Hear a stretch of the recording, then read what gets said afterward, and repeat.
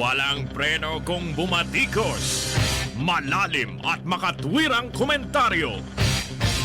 Mag-ingat ang mga politikong gumagawa ng kalokohan at baka kayo ay tamaan ng Rapid Fire!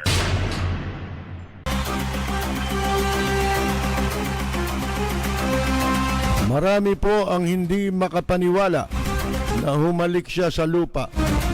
Lumakad na nga lamang hirap na Paano pang hahalik sa lupa? Kung gayon, sino kaya ang humalik sa lupa? Magandang pelikula yan, Halik sa Lupa. Ano kaya ibig niya sabihin doon? Halik sa lupa. Buti pa halik sa helmet Di naman kakilala ko humahalik sa amoy lupa. Pera-pera lang yan Sabi nung kausap ko, ba't ka humahalik sa amoy lupa?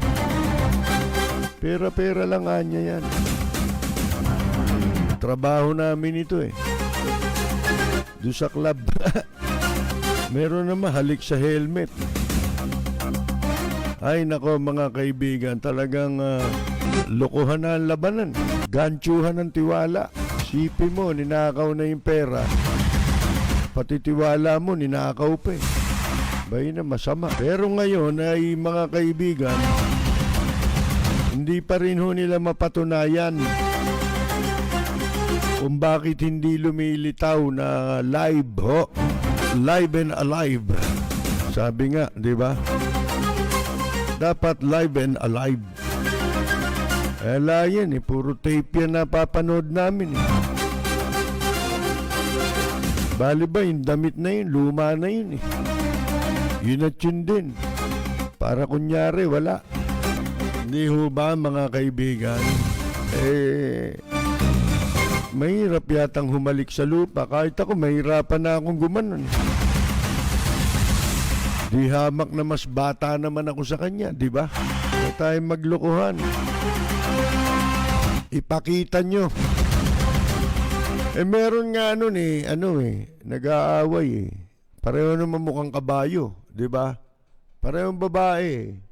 Nandun kami sa intercon si Rod Navarro dumating.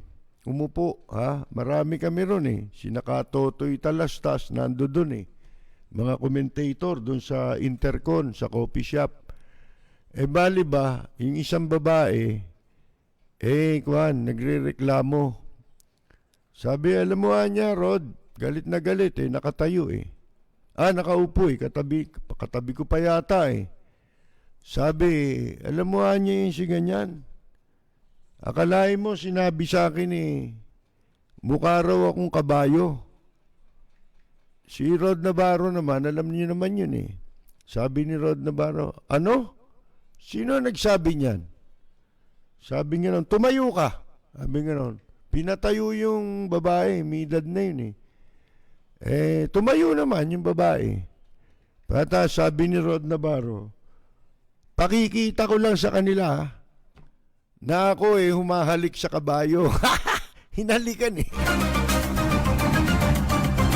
Akala ko maghagalit doon sa isinusumbong Ito naman, halik sa lupa. Tigilan nyo na yung sinakulo. Maging makatotohanan kayo. Yun lang naman ang hinahanap ng publiko, hindi yung ganyang arte-arte. Pagdating sa podium, iba na yung tao. Pag naglalakad, iba. Pag yumuyuko, iba. May kakambal Akala ko wala ng SOS Daredevils ngayon. Yung mga dumodobol sa pelikula. Ang pinakamaganda niyan, pakita nyo talaga. Nandyan ang media, photographer nyo yung nandun Taga-RTBM yung mga yan Ipakita nyo sa publiko para tapos ang usapan. Hindi yung pinahahaba nyo pa Saka yung inche, kailan ba natin palalayasin dito sa Pilipinas? Yung mga punyetang nagsipuntahan dito sa Pogo na mga walang visa, mga kaibigan, binigyan naman ng immigration, Akalain ninyo visa upon arrival. Ito naman mga senador hanggang ngayon walang sinasabi. Kaya sabi ko sa inyo, wala naman balita na eh. Alam ba ninyo yun? Yung mga balitang nababasa ninyo, ano na yan eh. Diversionary tactic yan eh. Kumbaga, tactic ang pusit yan. Yan eh, smoke screen. Kung tawagin, ano po. Yung mga balitang yan ginagawa, mga kaibigan, para hindi mapag-usapan yung katotohanan. Anong katotohanan? Yung malapit na tayo, ika nga po. Sabi nga nasa mga pintuan nga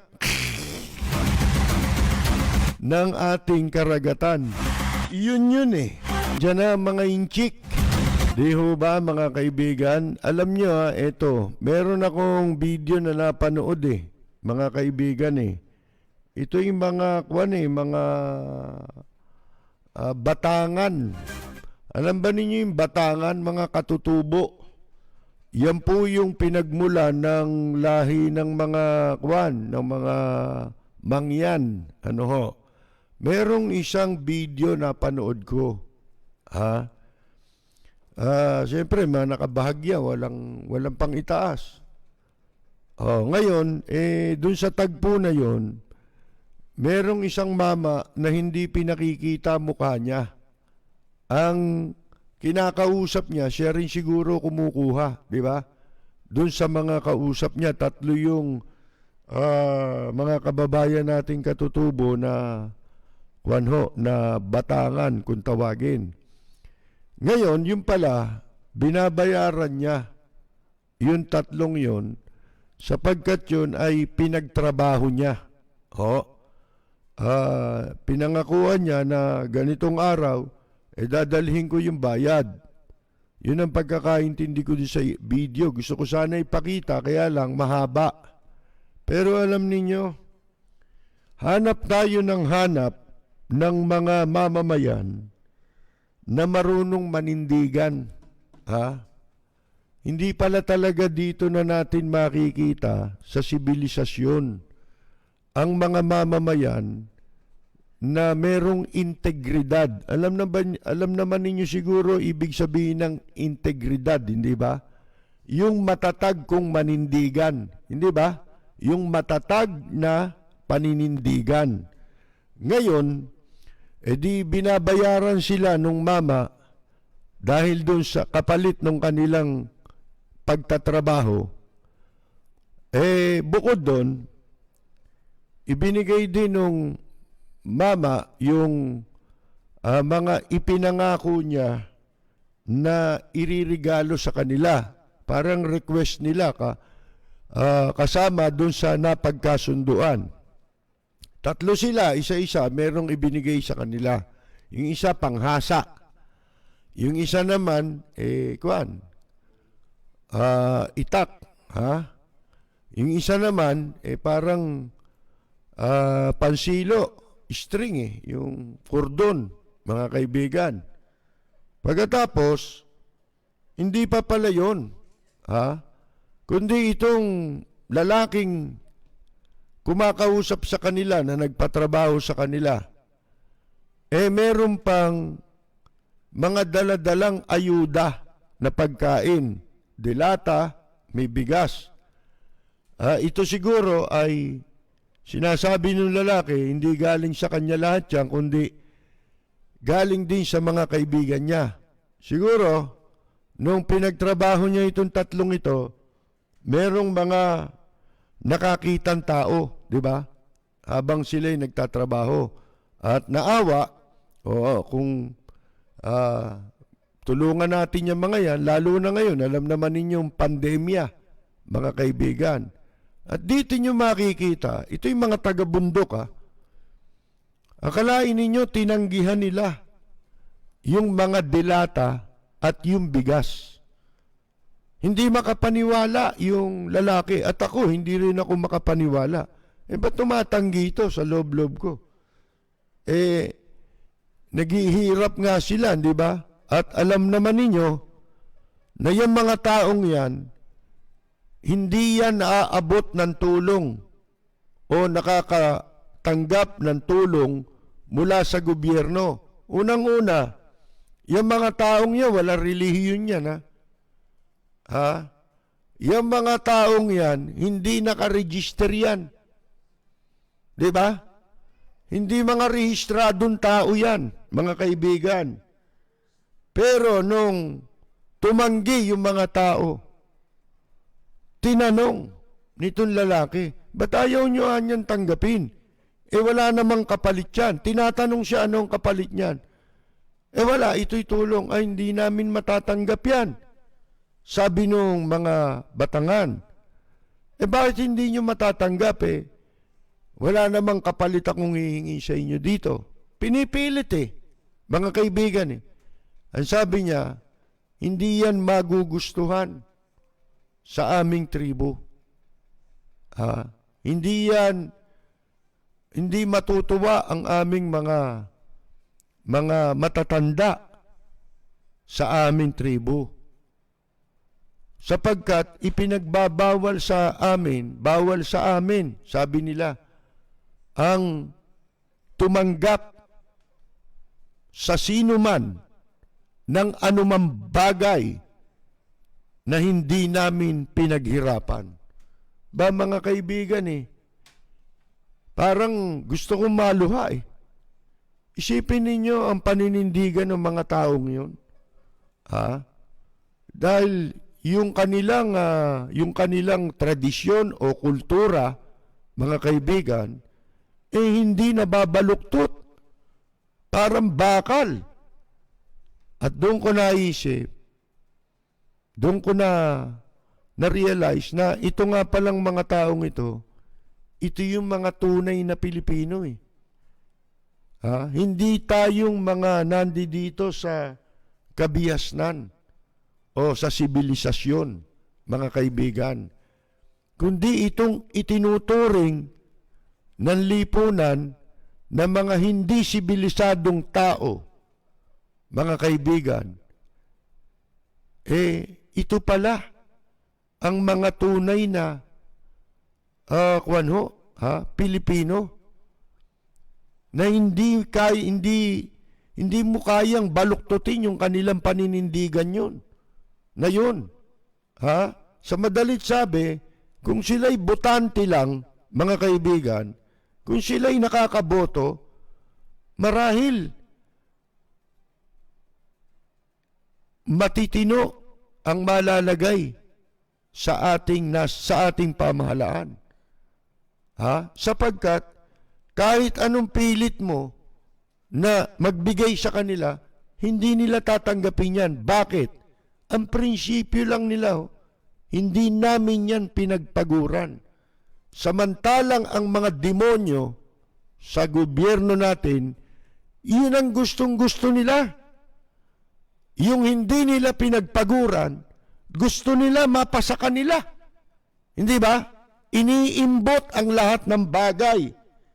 Lalo na, hindi kanila pera ng taong bayan. Isipin ninyo mas matitino silang tao, mas matitino silang nilalang kaysa alinmang mga Pilipino dito sa sibilisasyon. Akala ko, wala na mga Pilipino. Ang problema natin, hindi natin naaabot yung mga taong yan. Hindi ba? Kahit anong tulong ang ibigay mo, hindi nila tatanggapin kung hindi nila pinaghirapan. Katwiran nila, ito, binayaran mo na kami. May pera na kami. Ito ang ipambibili namin ng pagkain para sa aming pamilya. Hindi ba kalimitan nating sinasabi yan sa mga magnanakaw? Hindi ba kayo nababahala na baka sumakit ang tiyan ng pamilya ninyo dahil sa pagnanakaw? Ang ipinalala mo ninyong kwarta galing sa pagnanakaw, pinagnanakawan ninyo. Oh, yan po mga kaibigan Hindi ako makapaniwala At ako ay naiinggit sa mga taong yon. Baka dumating ang oras, hindi natin matagalan Sipin mo, matatagal ng tao yan Ilang saling lahi na yung mga yan. Katunayan yung palang ayon sa nagsabi sa akin, yan daw tribo na yan ng mga Batangan sa Mindoro ito, di ba?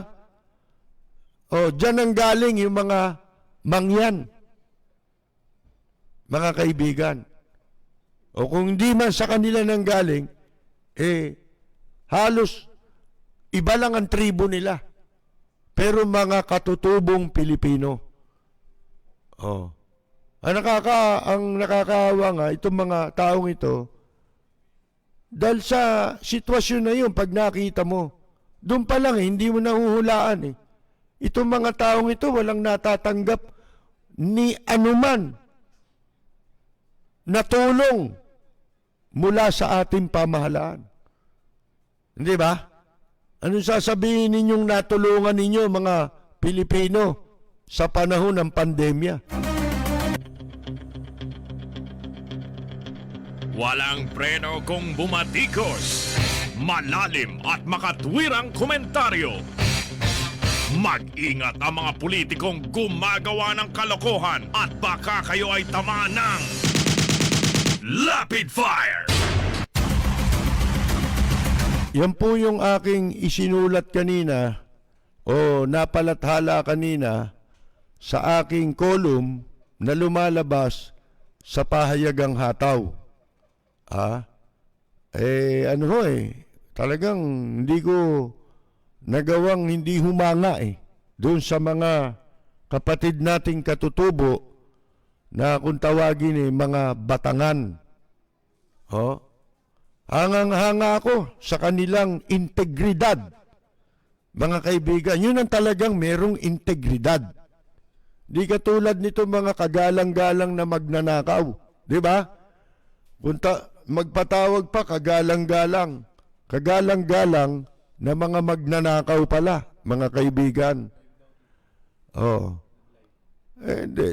Live lang nakasulat. Meron daw ngayon,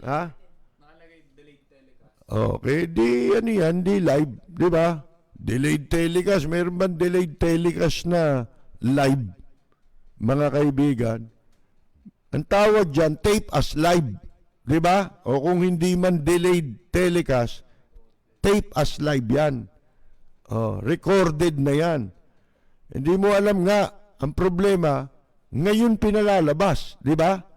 Pero hindi mo alam kung kailan itinape.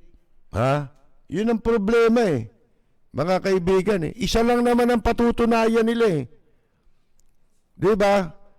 Lumabas yan na nandyan ang media. Bakit mahirap bang gawin yon? Kung mahirap gawin para sa kanila, ba't sila nahihirapang gawin? May problema tayo, di ba? Kahit ano pang halik sa lupa gawin mo. Katunayan yung mga litrato na nagsisilabasan, ipinakikita, pinako-close up. Ewan ko kung ano yung nasa kamay ni Presidente Duterte, kung tato o pinagsaksakan ng dextrose. Tapos dun sa lalaking humalik sa lupa, wala yun mga kaibigan.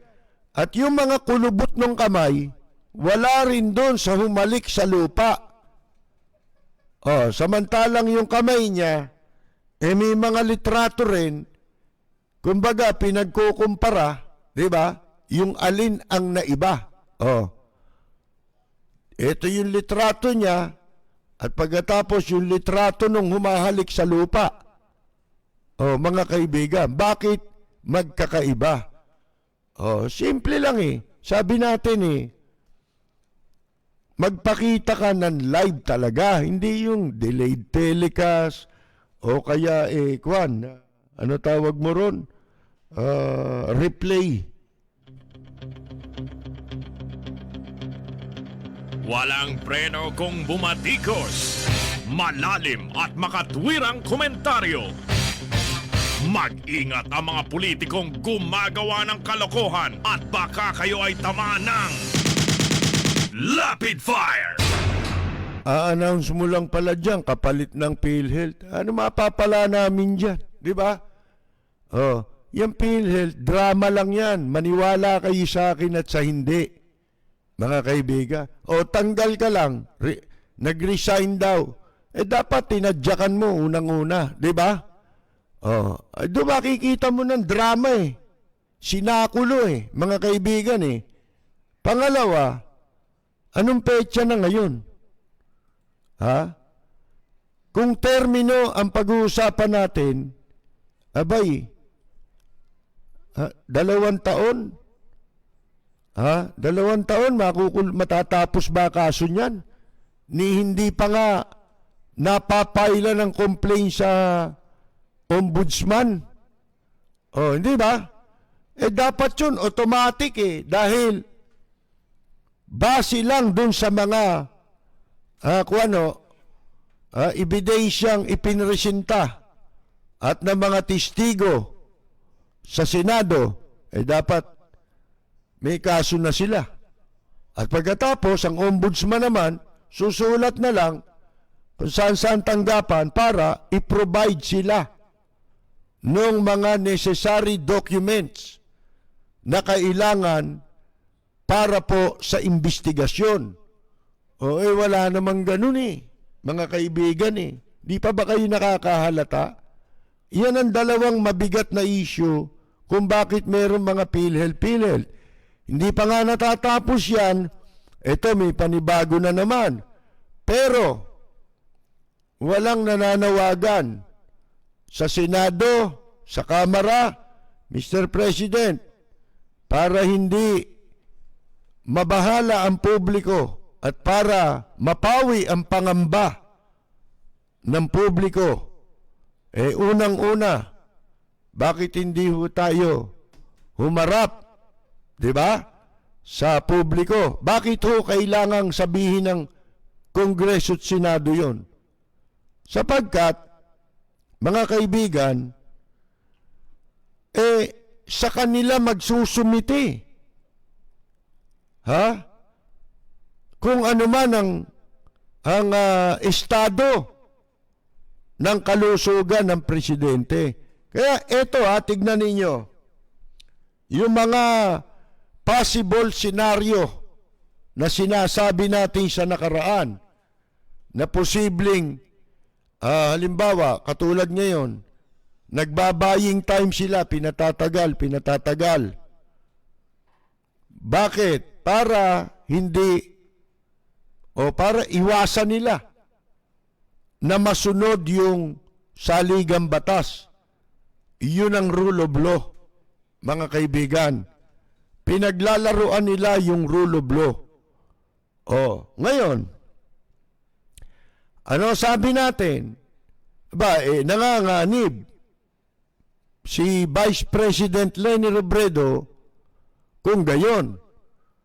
Sapagkat hindi kumikibo itong Kongreso, itong Senado, maging ang Armed Forces of the Philippines.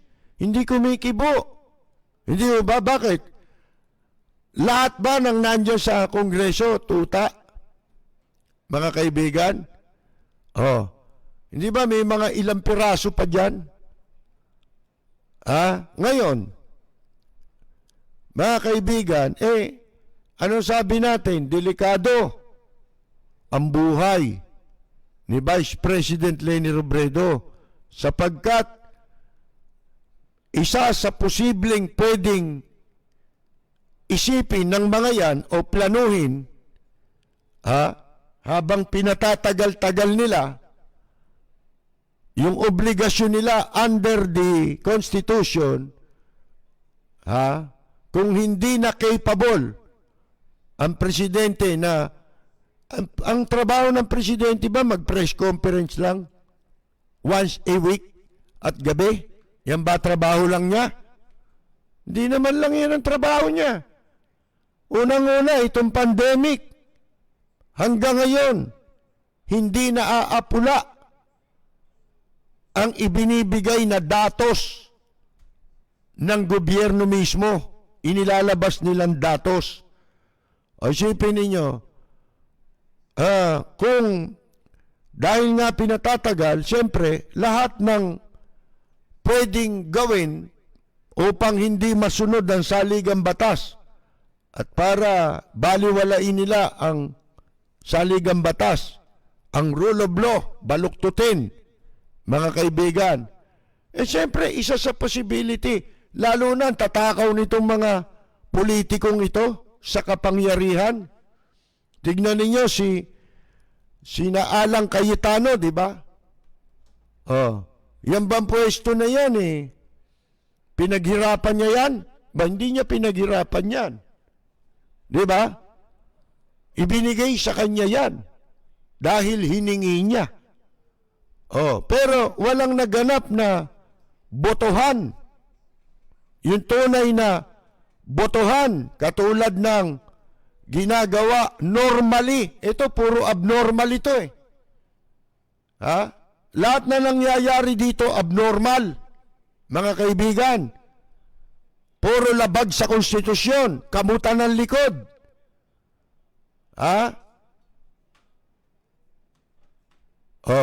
Ano isang pwedeng mangyari? Di ba sinabi natin, hindi malayo pag-interesan Halimbawa, kaya nagsisip-sip sila kay Presidente Duterte. Kung magkasundo sila, wag lang mapaupo yung susunod, yung nasa batas. Wag lang masunod ang batas magkakaroon sila ng opportunity na sila maging presidente. Alalahanin ninyo, unang-una, bakit nila sinisira umpisa pa lang si Vice President Leni Robredo at ngayon nga lahat ng paraan ginagawa nila para hindi masunod ang saligang batas. Bakit nila ginagawa yan?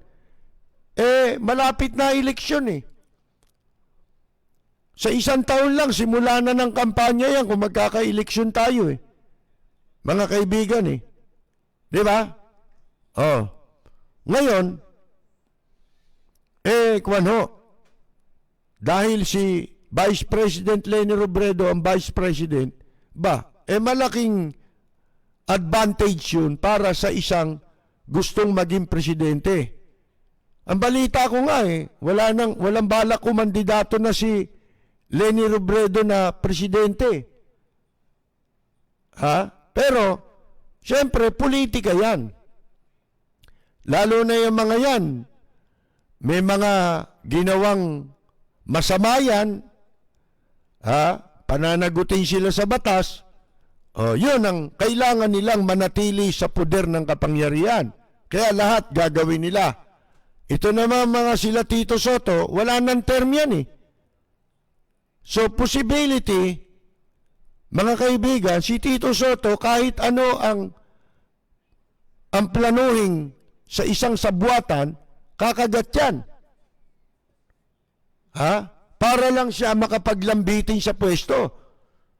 Hindi ba? Wala na siyang term sa Senado Last term niya na ito Ang pwede na lang niyang takbuhan sa susunod na eleksyon, bababa siya ng pwesto ulit. Magko-congressman, alam niyo na, tatakbong local official, ganyan. Pababa, hindi pataas. Matagal ng ambisyon ni Soto, di ba? Maging presidente ng Pilipinas. Kaya lang, nabulgar nung dati yung connection ni Alfredo Chonco sa kanya, yung drug lord. Mga kaibigan. Ngayon, siyempre, wala ka nang natitirang option kung hindi makipagsabuatan. Kaya doon ako nababahala. Si Alan Peter Cayetano, obvious ba? Laway na laway yan Mga kaibigan, kumbaga sa aso lawit ang dila niyan. Tumutulo pa laway niyan Pag sinabi mong presidency pag-uusapan Di ho ba? Mga kaibigan, kaya si Cayetano, suspecha ko dyan kung ano nasa likod dyan ng mga maniobra para siraan si Bongbong Marcos, siraan si Vice President Leni Robredo, para akalain nitong grupong ito, nitong dalawang grupo, yung paninira sa kanilang kampo, galing doon sa kabilang kampo. Di ba? Ganun ang iisipin. Bakit? Di ba yung luko-lukong vlogger, mga kaibigan, yung mayabang na inimbestigahan sa Senado? Dati yung kay Alan Peter Cayetano, tapos napunta kay Bongbong Marcos Isipin mo yan, kung naging gaano kalupit ang bunganga ni Alan Peter Cayetano labang kay Bongbong Marcos sa panahon ng kampanya. Di ba? Tawasin mo man yan, nagpapanggap lang na Duterte yan. Nung nakaraang administrasyon pusakal na ano yan, dilawan mga kaibigan di ba? Kaya ako, nababahala ako sa kalagayan ng ating Vice Presidente. Bakit? Siya yung tinutukoy sa konstitusyon na papalit. Ibig sabihin, nasa kanya yung rule of law. Siya lang. Nagkataon siya yun, mga kaibigan. Kaya ang sinasabi natin, hindi tayo dapat lumihis sa rule of law. Kapag ang inisip natin, yung gusto lang natin, ayaw ko niya kasi dyan mahina yan gago ka. Bakit? Nakalagay ba sa batas yun? Sa gusto mo lang yun Ano gusto mo? Yung batas iayon sa gusto mo? Ba hindi pwede yun. Kaya sabi nga sa English, we are a government of laws and not of men. Kapag ang iginiit lang natin, yung gusto lang natin at ayaw natin, hindi pwede yun. Mabuti pa wala ng batas. Ganon din ang sinasabi ni Mayor Alfredo Lim, di ba? The law must be applied to all. Yan yun Otherwise, none at all. We are a government of laws. Sa ibang salita. Diba? Sa ibang salita we are a government of laws and not of men. Mga kaibigan. Kaya lahat tayo, kaya sabi ko sa inyo, yung politika lang yun. Yung paniwala mo lang yun. Pero, pagdating sa rule of law, kailangan pare-pareho tayo.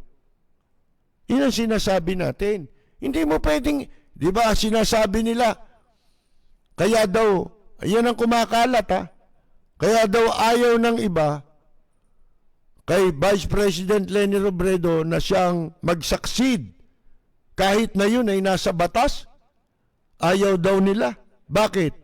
Kasi daw, mahina, weak. Sino may sabi sa inyo? Kaya yan mahina. Kaya ano pa man yan, basta't siya ay wala namang karamdaman. At wala namang karamdaman tayong nababalitaan. Siya yun. Hindi pwede sasabihin mo weak si Vice President Leni Robredo. Hindi pwede yun.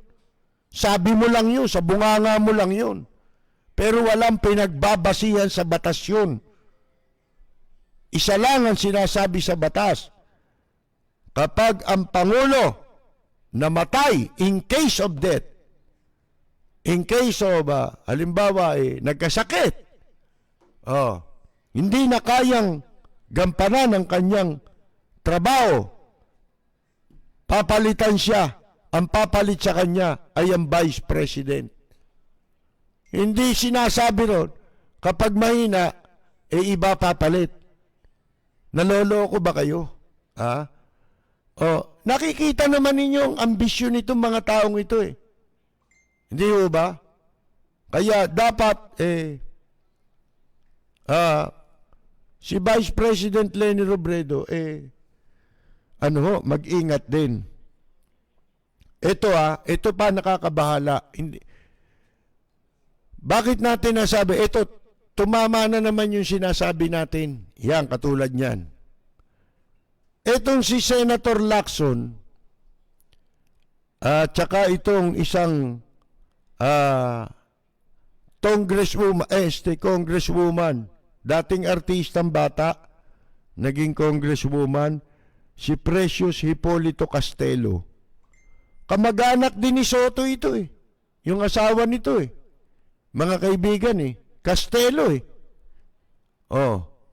Ngayon, hindi ba nung nakaraang taon, itong dalawang ito, si Senator Pampilo Lacson, sa Senate, meron siyang panukala na magkaroon daw ng tinatawag na ano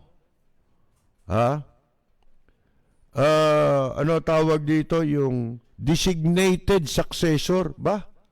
Netflix. Mga kaibigan, palibasa ito, mahilig manood na. Ako nga, sinasabi ko sa inyo, di ba yung presidency, di ba? Ito lang may kadouble. Napanood ko na yan eh. Di ba nung namatay yung presidente sa Amerika, isang pelikula yun eh. Bill Pullman yata pangalan nung nung artista eh. Oh, inihanap ng kapalit. Kasi wala nakakaalam, kundi yung mga malalapit lang na security, kamuka, may kamukhang kamuka, yun ang ginawa nilang presidente. Oh, pero bandang uli, hindi ko na matandaan kung umayaw na siya at saka lamang isinalin talaga yung pwesto doon sa vice president, mga kaibigan. Kasi parang ayaw din nila yung susunod na mamumuno. Hindi ko na matandaan yung pelikula, pero ganun yun kumuha ng kadobol ng kamuka. O di ba yan ang suspecha ngayon dito kay Presidente Duterte? Na yung umalik sa lupa, hindi naman siya yun Kasi mahirap gawin yun sa isang taong mahina na. Maglakad, di ba? Nakita mo, maglakad nga hinihingal Yung pa, yuyuko. Hindi na makayuko dahil di na kaya ng tuhod niya yun. Aminin natin at sa hindi. Ngayon, eto nga, meron daw bill ito noong nakaraang taon. Nag-anibersaryo. Kamakalawa. Lumabas na naman ito. Kaya itong si Precious Hipolito, mga kaibigan, i-withdraw yung kanyang bill na ito ay bibigyan ng karapatan, kapangyarihan ang presidente na pumili kung sino papalit sa kanya. Ba? Naloloko. Napanood nila sa Netflix yun. Di ba? Pelikula lang yun kasi daw, kinakatwiran ito naman si Lacson, gusto niya ituloy. Yung Hipolito, nag-withdraw na. Yung kanyang version sa Senado, gusto niya ituloy. Nananawagan siya sa Kongreso, sa Kamara. Ito, gusto rin nilang gamitin pantakip ito At pag ginawa nila ito, talagang isang malakihang kawalang hiyaan na ito. Ito'y armas para magsipsip nung nakaraang taon Nagpapakita ng katapatan. Ngayon, ito. Anong nangyayari sa Amerika pinagsasabi ninyo? Ito raw pinapattern lang nila sa Amerika. Hindi nyo pinapattern sa Amerika yan. Kinokopya ninyo yung pelikula.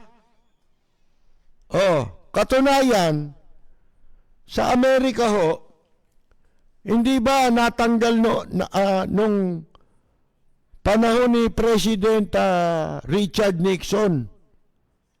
Mga kaibigan, nung panahon ni President Richard Nixon, meron siyang vice president, mga kaibigan. Ang pangalan ng vice president si Spiro Agnew. Ako, kung tama ang bigkas ko, ha. Vice President, yan ang Vice President ni Richard Nixon. Spiro Agnew. Noong October 1973, nag-resign itong Vice President ni President Nixon. Kasi kinasuhan ito. Nabulgar ito sa money laundering.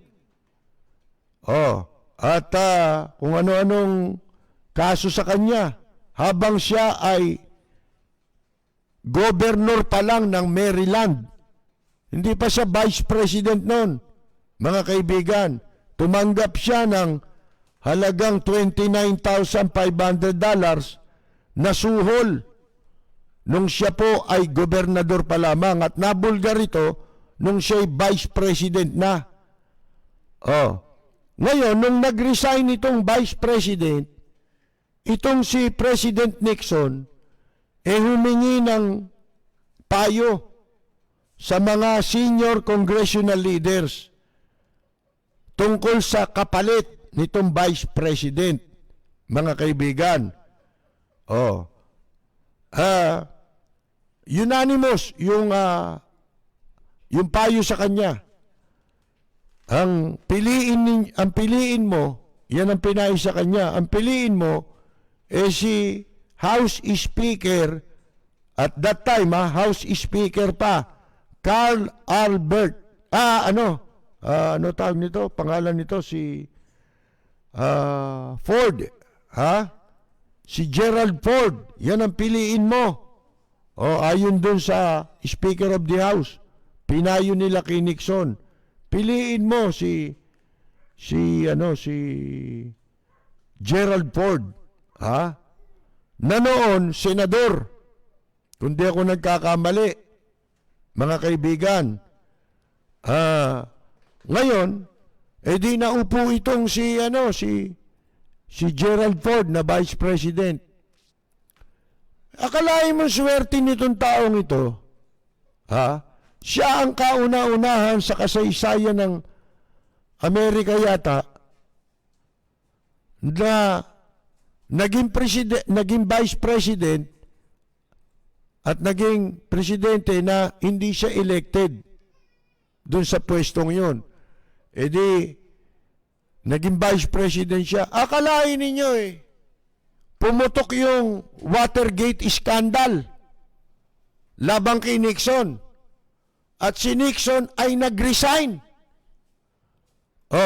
Kaya ang pumalit kay Gerald Ford, ang pumalit kay Nixon, si Gerald Ford naging presidente. Si po from vice president, naging vice president, naging presidente. Mga kaibigan, siya ang naging 38th President of the United States. Isipin ninyo yan, kundi sinuwerte. Si Lacson lang nun Mga kaibigan nung presidential election na tumakbo siyang presidente, kung siya pumayag, nag-giveaway kay FPJ. Ito yung sinasabi natin sa inyo. May mga panahon, ang problema kasi, pareho nilang ayaw mag-giveaway. Kung isa sa kanila, ni FPJ pumayag na mag-slide down sa vice presidency. Halimbawa, si Lacson, pumayag sana siya. Alam ba ninyo, dapat presidente pala siya.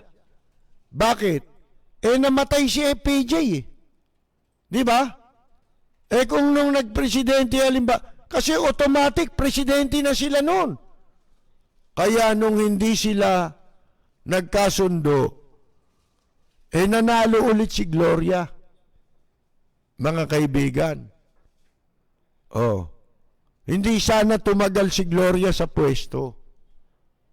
Kaya ang hinala, kaya hindi pumayag si Senator Lacson na mag-slide down, kakutsaba rin siya ni Gloria. Huwag kang bababa. Kasi pagka bumaba ka, lalaki boto ni APJ, talo kami. Yun ang suspecha, mga kaibigan. Sinasabi ko lang sa inyo. Ngayon, ito, nagpapanukala sila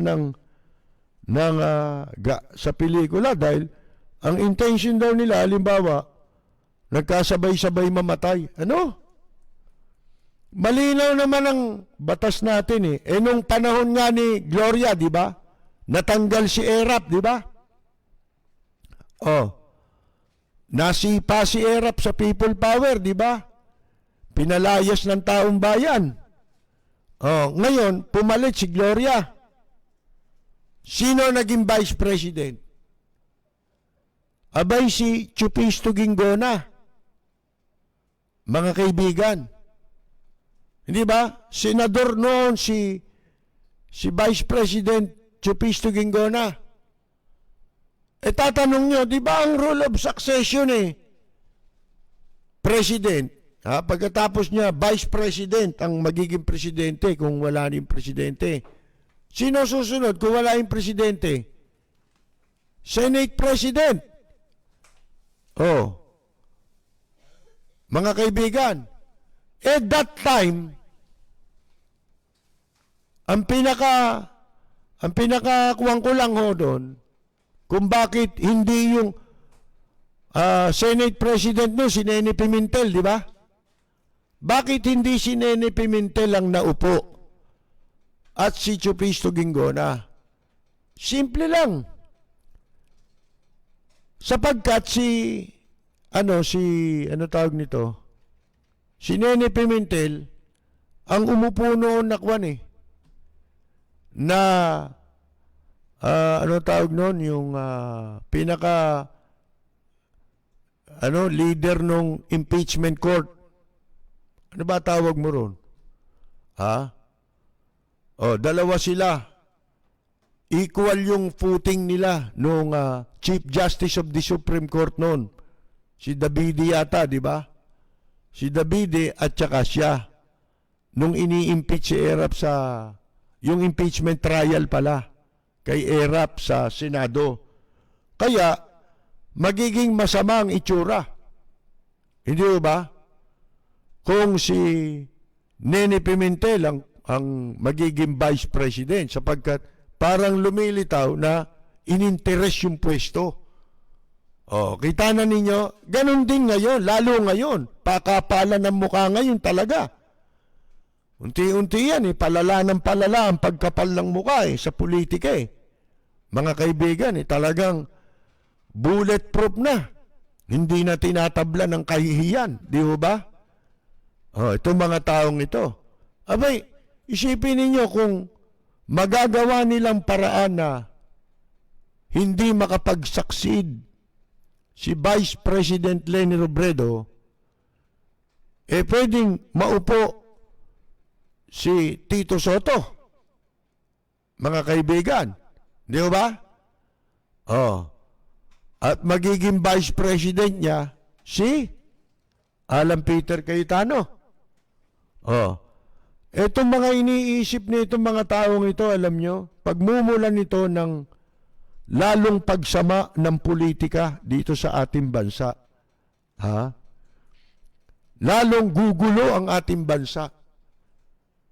At ang nagpapagulo, mga politiko, tapos sisisihin nila taong bayan sa bandang huli. Hindi ho ba?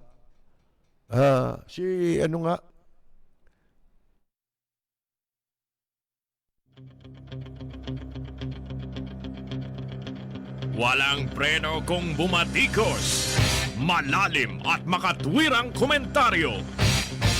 Mag-ingat ang mga politikong gumagawa ng kalokohan at baka kayo ay tamaan ng Rapid Fire! Magpapatuloy tayo, mga kaibigan. Itong bill ni Lacson, yung isa, winidraw yung si Castelo.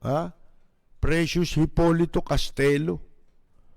Isipin niyo, mas pwede tayo talagang maging mambabatas kaysa sa mga damuhong ito eh. At hindi natin guguluhin ang bayan. Kung tayo lang alam nyo, hindi naman natin kailangan pumwesto eh. Ang kailangan lang natin, merong makinig sa atin na mambabatas. Eh hindi, makikinig pero nanakawin yung idea mo lang. At sila magsasabi para sila ang lumabas na nakaisip, mga kaibigan. Hindi bali na yun eh. Kung tototohanin, wala naman tinototoo eh. Naghahanap lang ng masasabi nila for public consumption, ika nga. Para lang masabi ng tao, may ginagawa pala ito eh. Pero hindi tinutuloy. Hindi nila ipinupursu. Hindi pinagpapatuloy. Mula sa top-rated music station ng dekada 80, ang WBL. Puli na naglilingkod sa inyo sa pamamagitan ng magaganda at piling-piling programa. Mula Lunes hanggang Linggo, aaliwin kayo ng aming kilalang mga komentarista at public service program. Ito lamang sa himpilan ng DWBL. Lapid at sa mga listeners ngayon, binabati ko ang inyong programang Lapid Fire sa matapang at makatotohanang pagbabalita. Lagi po nating pakinggan ang programang Lapid Fire ni Kapersil Lapid. Ito po ang inyong katrupa at kaibigan, May Pacquiao. Maraming salamat po.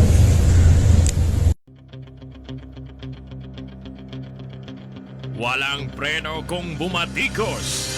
Malalim at makatwirang komentaryo. Mag-ingat ang mga politikong gumagawa ng kalokohan at baka kayo ay tamaan ng Lapid Fire! Magpapatuloy po tayo mga kaibigan. Dapat daw merong designated survivor. Ang sinasabi ho nila dito sa kanilang walang kakwenta-kwentang bill na para tayo mailihis sa katotohanan. Sa tunay na mga issue. Yung China. O hindi ba ang sabi ni hindi, tsaka ito tandaan ninyo, may sinabi si Vice President Leni Robredo na hindi ako sasali sa anumang hakbang o layunin na labag sa saligang batas. Yan, nasa yan. Eko kung kanina lumabas yan o bukas lalabas yan. Sinabi yan ni Vice President Leni Robredo, yung hindi siya lalahok sa anumang extra constitutional, mga kaibigan, katulad ng revolutionary government. Kasi nga, pwede siyang pwede siyang gawa ng katarantaduhan dyan Mananawagan ng, katulad yun yung ginawa ng mga tuta ni Pangulong Duterte, yung mga Dutertanings, di ba? Magpapakulo, di ba? Pwede yan Pwedeng sisirain mo lang si Vice President Leni Robredo Pagkatapos palalabasin mo, ang mamumuno, ang gusto mong mamuno, si Vice President Leni Robredo. Mga kaibigan pwede, kaya mabuti na lang, maagap din itong si Vice President Leni Robredo at sinabi niya na ako, hindi pa man nila ginagawa, mabuti na yun. Naunahan na sila na hindi ako lalahok sa anumang labag sa konstitusyon dahil ako ang constitutional successor. Ako ang constitutional successor. Papalit. In case na ang presidente wala ng kakayahan o kung anuman doon sa mga sinasabi sa saligang batas. Hindi naman siya mai-impeach Hindi naman siya matatanggal sa pamamagitan ng impeachment kahit na malalakas ang kaso mong ihain laban sa kanya. inihahain mo pa lang, pinupunit na ng kongreso yung papel na ihahain mo, ibabasura na nila, mga kaibigan. Kaya, kasi nga, kitang-kita naman ninyo ang pagiging rubber stamp ng kongreso, kamara at senado, mga kaibigan. Kung meron man nagsasalita dyan, tatatlo yata eh. Hindi pa rin tinutumbo kahit sila. Ayaw nilang tumbukin yung katotohanan, mga kaibigan. Hindi ho ba? Mahirap yan. Ngayon, eto, di ba may sinabi si Boy Finger, Locsin, mga kaibigan, na irirekomenda raw niya, will strongly recommend na baliwalain yung mga kontrata na pinasok ng gobyerno sa mga kumpanya ng inchik dito sa bansa natin, na itong mga kumpanyang ito may kapag napatunayan na may kinalaman sila o sila yung mga gumawa ng mga istruktura na itinayo ng bansang inchik dyan sa ating mga teritoryo, i-recommend. Wala naman sa kapangyarihan niya yun yung magkansela. Recommendatory lang siya Recommendation lang yung pwede niyang magawa Ang pwede pa rin magpasya yung presidente. Mga kaibigan, ang pinagtataka natin, yung mga pinanggagalingan, ito namang DOH, nagsalita nung isang araw, wala raw pang, hindi pa raw nila alam kung merong itong mga inchik na nagsipasok dito, nagiging sanhi ng pagdami ng COVID sa Pilipinas. Mga kaibigan, nahuli na nga mga ospital dito Di ba? Yung mga underground na ospital na gumagamot ng COVID. Ano katunayan? May mga gamot ng COVID naggamot sa COVID Hindi ba? Tapos sasabihin mo, hindi sila pinagmumulan. Ang pinagtataka natin, bakit ni isa yata sa Senado, nag-imbestiga pa sila, kahit sabihin mong nasa oposisyon sila. Di ba simple lang ang gagawin nila? Timo yung issue sa Pogo na wala na. Nag-imbestiga pa nga sila doon sa pastillas de leche ng immigration. Mga kaibigan, may nangyari po ba? Bakit? Eto, katulad niya sa PA, kesyo i-recommenda raw. Di ba? Magre-recommend daw sila ng kaso, salakab pa nga tawag ni Senator Lacson. Sino man namang hindi nakakaintindi sa salakab? Ako nga, sinasabi ko na yan. Di ba? Salakab, kahit sa Bulacan, salakab yan. Hindi lang sa Cavite, salakab yan. Yung panghuli ng dalag. Yun lang ibig sabihin nun. Ngayon, mga kaibigan, wala akong narinig na nagrekomenda dito sa sino mang mambabata sa Senado na inirekomenda nilang i-recall o baliwalain na yung pong department order na ginawa ni Aguirre nung siya ang nakaupo pang Department of Justice Secretary. Bakit hindi nila inirekomenda ang pagkansela doon sa visa upon arrival? Department order lang yun Mga kaibigan Hindi naman batas yun Oh, walang nagsasabi niyan. Para ang mga incheck, hindi na makapasok dito unless sila ay merong visa mula doon sa kanilang country of origin. Katulad sa dating panahon, na ngayon lang nangyari yan eh. Di ba? Oh. Kala ko ba, tapos sabi ngayon, sinusuportahan daw ng mga taga-oposisyon ngayon yung pagkansela sa kontrata. Hindi naman sinabing kakansilahin eh. Ang sabi, irerekomenda. Sino ba ang magkakansela? Hindi naman yung si Locsin eh. Recommending lang siya eh. Mga kaibigan eh. Oh, di ba? Pinaglalaruan lang tayo niyan eh. Rekomenda. Kung talagang totohanan yan, bakit hindi unahin na kansilahin yung pong visa upon arrival?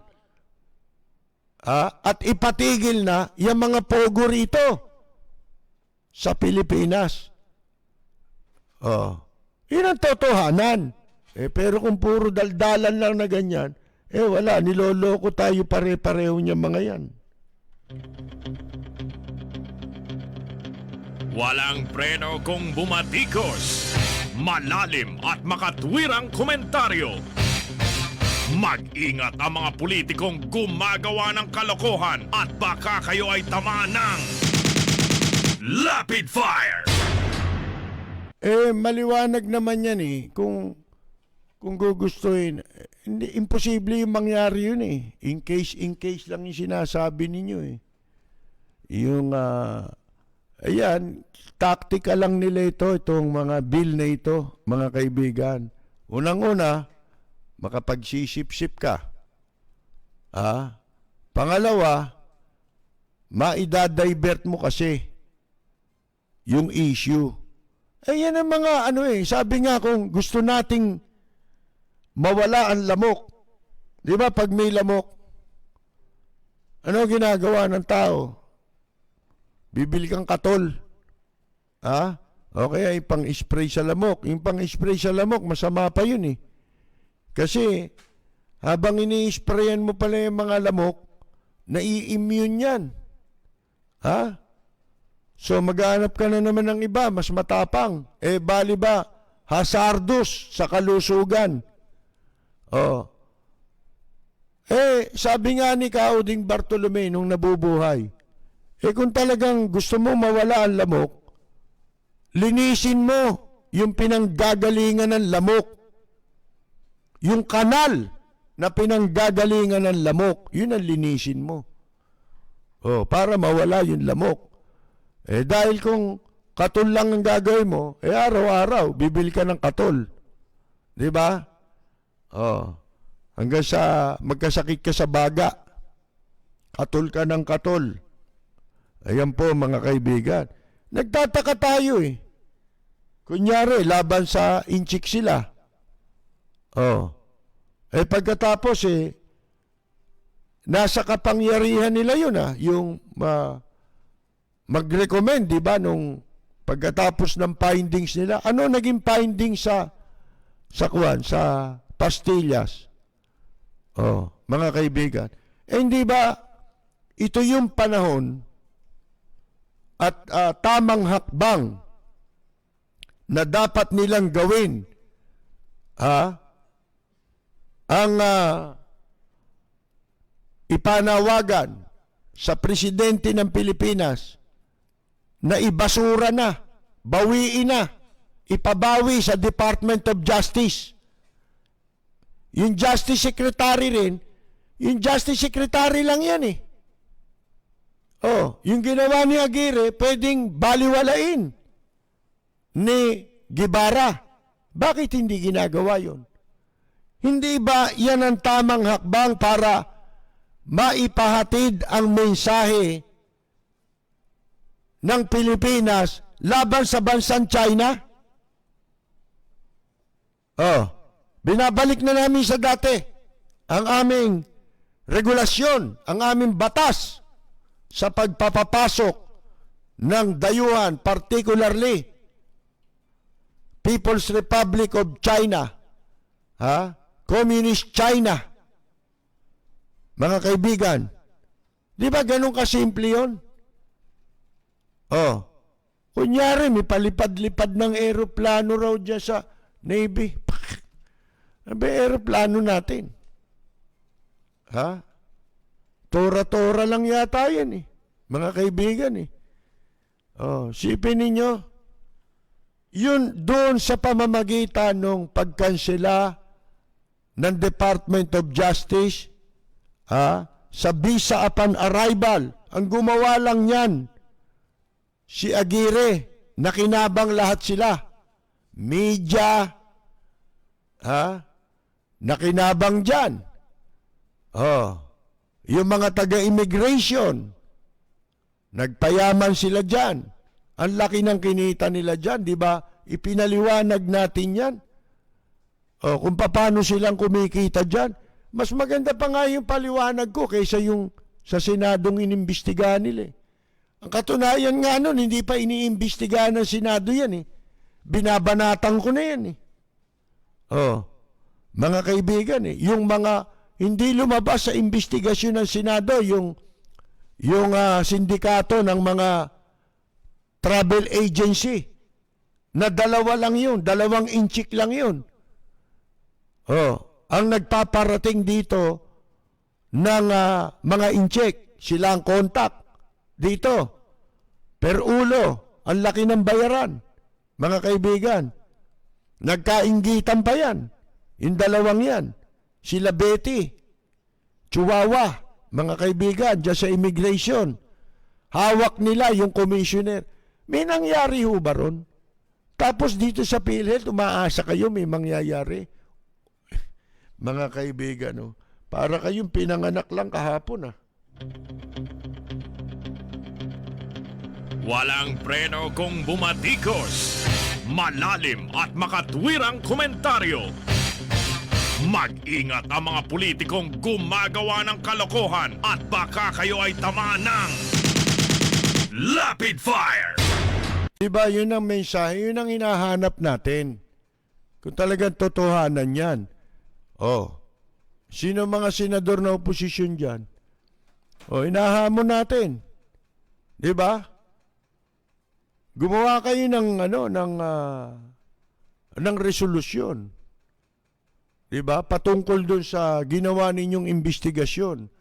Ito, ito raw PhilHealth, napakaraming pahina raw ang ilalabas ng Senado para, utot nyo.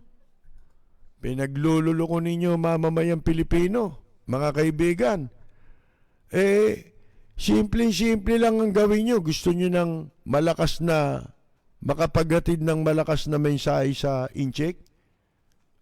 Kunyari, hindi mo malaman to si Luxing kung niloloko nito, sarili niya lang Mga kaibigan, tsaka yung mga idiot na DDS, di ba?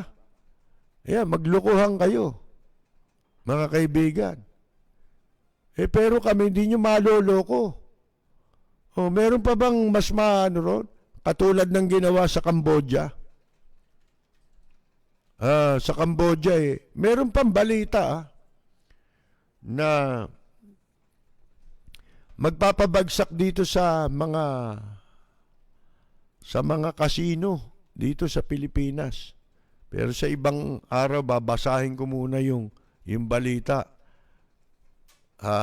Yung mga gambling na yan, kung hindi ma-aksyonan ng Pilipinas, may a-aksyon dyan yung ibang mga bansa mga kaibigan. At yan, kung tototohanin, ipatupad dito, unahin ninyo pagkansela sa visa upon arrival. Pag nakansela yan, mahirapan na pumasok ang inchik dito. Kuha kayong visa ron. Diba? Kamukha nun dati. At pag nakakuha sila ng visa, hanggang 3 araw ka lang sa Pilipinas. At ang passport mo, iwan mo sa immigration. At ikaw, susundan ka ng immigration kung saan ka pupunta.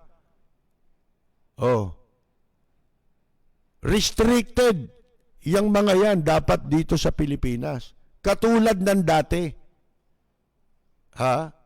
Naging, ano itong Pilipinas eh. Isipin mo, bigla nilang pinapasok ang incheck, makakapasok ng walang visa. Visa upon arrival nga eh. Pagdating sa airport, tatatakan sila ng immigration. May lagay yun eh. Yun nga yung trabaho ng mga travel agency na contact nila rito, mga kaibigan. Yun ang nagbabayad sa immigration. Bayad na yun. Hawak na ng immigration. Yung mga sinasabing doon nagbibigayan ng pera, hindi totoo yun. Ang ginagawang bayaran yan sa main office ng immigration. Doon binabayaran yan. Yung suhol na yun. Yung listahan ng mga darating na incheck, hawak na ng mga immigration sa airport. Ibig sabihin, cleared na yun. Oh. Bayad na yan, ibig sabihin. Kukunin mo na lang yung pera mo. Kung sino-sino yung magpaparte. Mga kaibigan. Pagka yan, tinanggal mo yan. Oh. Paano pa sila makakapagpogo? Samantalang yung mga Pilipino sa Amerika hanggang ngayon standing yung order ni Haring Digong, mga kaibigan, na ang mga US passport holder hindi pwedeng makapasok sa Pilipinas nang walang kaukulang visa. Sipin mo yan. Ano yan? Magti-TNT sa Pilipinas?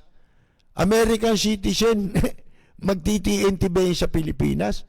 Kaya mo nire-restrict ang dayuhan dahil para hindi sila mag-overstaying dito, magkalat dito ng lagim. Diba? Meron tayong, ang dapat natin pinoproteksyonan yung mga kababayan natin eh. Dahil dapat sila ang priority. Kung talaga may isipin mo ito lang China. Ang foreign investor dito sa Pilipinas na walang napapala ang Pilipinas. Nag-i-invest daw dito, magtatayo ng negosyo. Halimbawa, magtatayo ng tulay. Hindi mo nga alam kung utang yan. Utang kasama dun sa package na inutang nitong administrasyong ito. Magtatayo ng tulay. Gagastusan ng China. Pagkatapos, ang mga ultimo construction worker, in-check. Mga kaibigan, ang kumita dun sa pinuhunan nila, in-check din. At ang masama, nagtrabaho na yon, hindi pa nagbayad ng buwis yun. Di ba? Yan ang problema. Hindi nagbabayad ng buwis. Isipin ninyong katarantaduhan yan. Pagka naman ikaw, Pilipino, nakatira ka sa Amerika, American citizen ka na, di US passport holder ka, bay kinakailangan mo mag-secure ng visa sa embassy o sa konsulado ng Pilipinas sa Amerika. Para ano? Mga kaibigan. Kasi baka mag-TNT rito sa Pilipinas, ganon. Mga kaibigan. Kaya mo nire-restrict yung mga incheck kasi hindi na babalik eh. Ayaw nila sa communist country. Ito naman baliktad. Ini-encourage. Kaya napakaraming kriminal na incheck ang nandito sa Pilipinas ngayon. Ultimo sa pulis, baliwala. Nakikipagbarilan nga sa pulis eh. Mga kaibigan. Pero asa ng mga kaso? At ang magtaka kayo, buhay. Walang preno kung bumatikos. Malalim at makatwirang komentaryo. Mag-ingat ang mga politikong gumagawa ng kalokohan at baka kayo ay tamaan ng Lapid Fire! Ang sabi nitong si Congresswoman Precious Hipolito Castelo na nag-withdraw ng kanyang inihaing panukalang batas patungkol nga dun sa succession, mga kaibigan, at maglagay ng designated successor. Si Precious Hipolito, ikinakaila niya na hindi siya tutol dun sa constitutional line of succession sa presidency, mga kaibigan. At winidraw niya raw yung kanyang inihaing bill nung nakaraang taon nito na magbibigay kapangyarihan sa Pangulo na magtalaga ng temporary designated successor. Sino yun? Parang nakikinitan nyo na kung sino yung gusto nilang iligay na designated successor. Dito mo makikita, maraming kumikita Among cabinet members, in case of the chief executive and all constitutional successors die or become unable to lead the country. Pagka ganon, wala na tayong gobyerno nun. Asa pa kayo dyan, designated survive.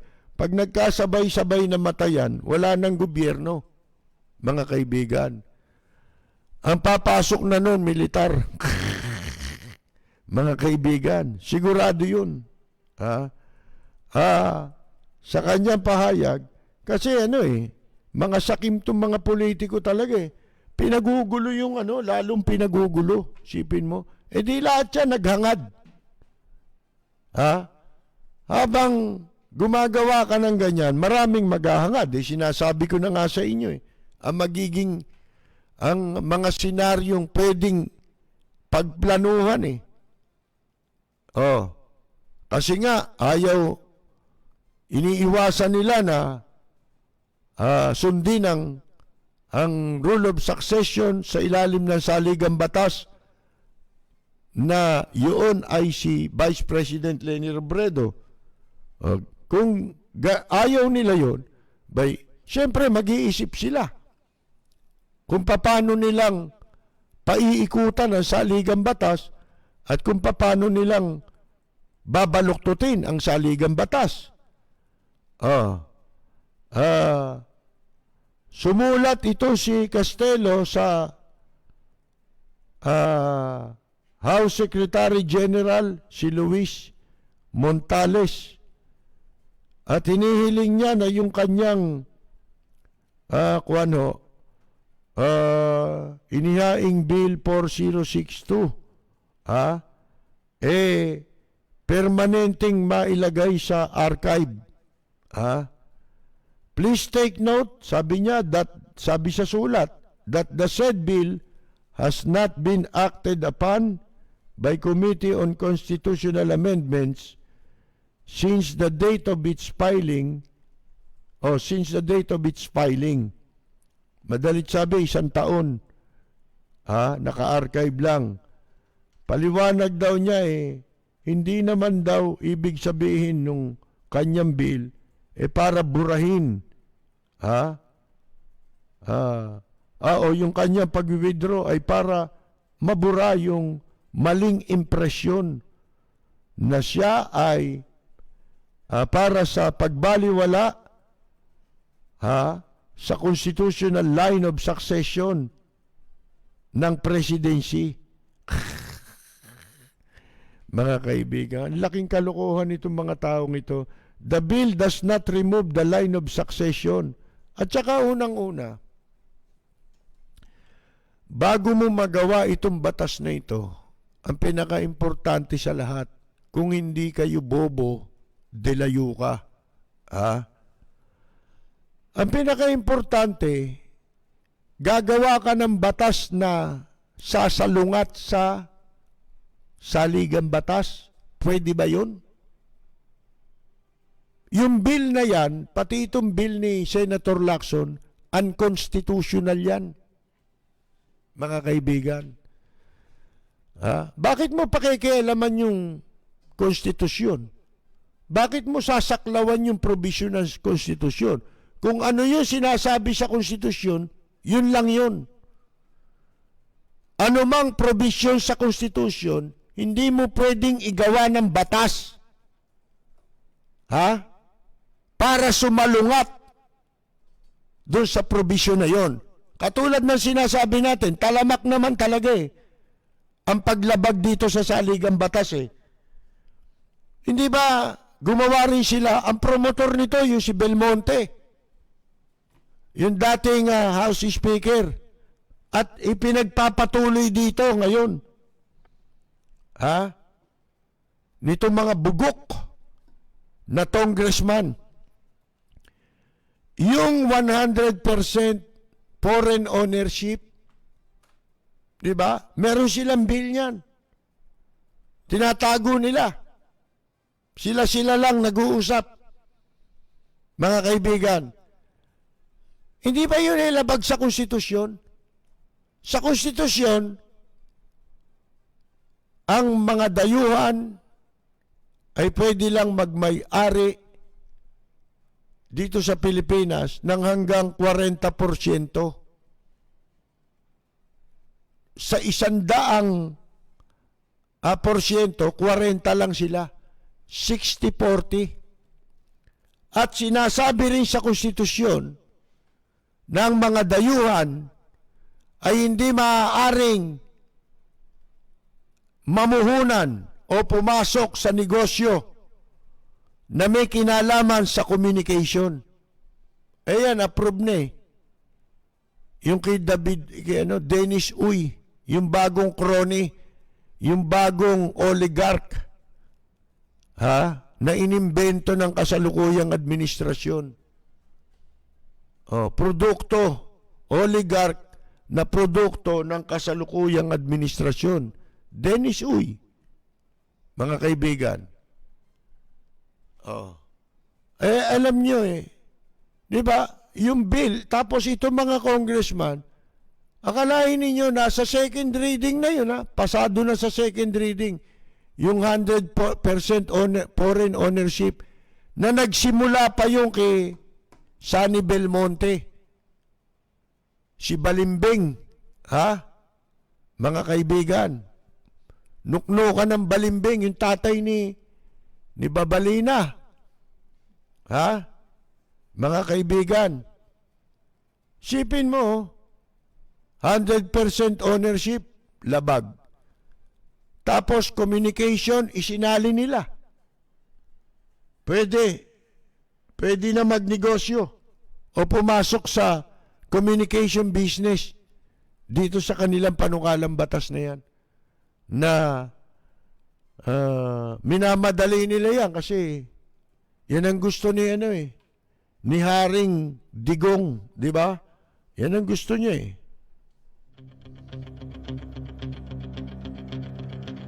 Walang preno kung bumatikos. Malalim at makatwirang komentaryo. Mag-ingat ang mga politikong gumagawa ng kalokohan at baka kayo ay tamaan ng Lapid Fire! Yun mga kaibigan, puro labag sa saligang batas. Kaya wag tayong magtaka kung pinipilit nila na sirain at gawa ng senaryo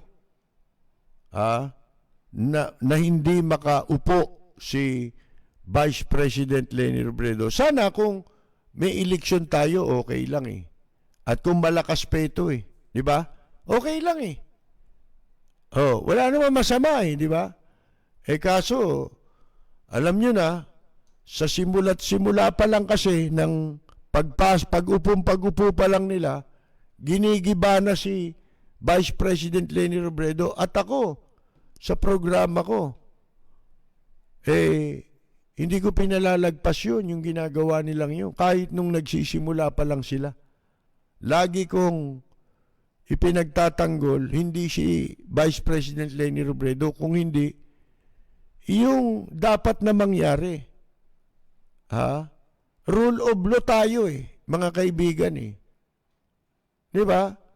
Paano ka masisisi nila kung sumusunod ka sa rule of law? Sila itong gustong-gustong bumaluktot sa rule of law.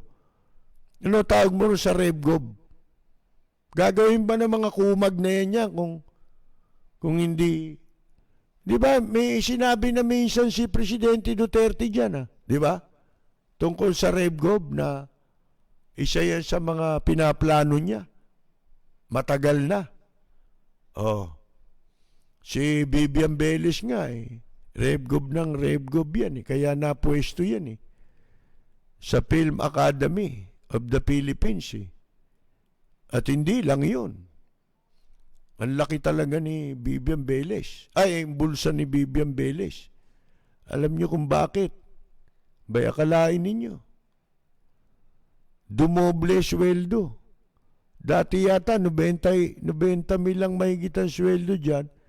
Nung naupo si Vivian Beles, may 200,000 na yata. Mahigit. Mga kaibigan.